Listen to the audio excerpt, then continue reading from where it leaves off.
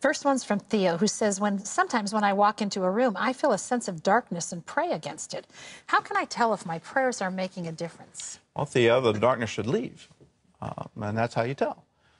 When you have impact, when you have something tangible that happens. That's why when I pray for people, particularly for healing, I always encourage them now, do something that you couldn't do before.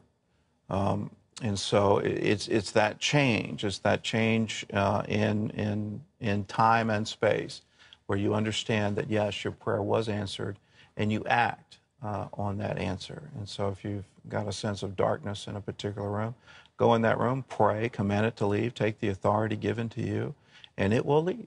And the darkness has to go away. And I learned this in Asia long ago. What can darkness do to light? And nothing. You're bringing the light. Darkness has to leave.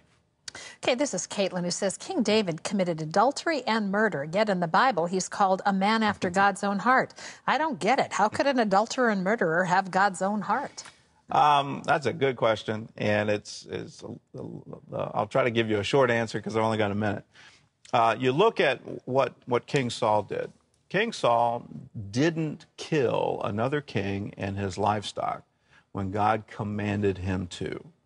And then, in the aftermath, when the prophet came to him, he tried to make light of it. Oh, I'm bringing all those animals to give sacrifice to the Lord.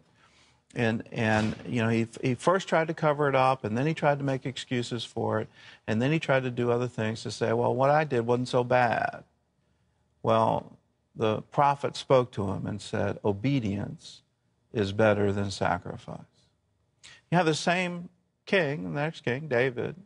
What he does is a whole lot worse in my eyes. He committed murder and adultery and tried to cover all that up. But when the prophet came to him, his first reaction was, I have sinned against the Lord. And he went into fasting and prayer, and he repented. And that's the difference, and that's why his heart, by God, was judged to be better than the heart of Saul.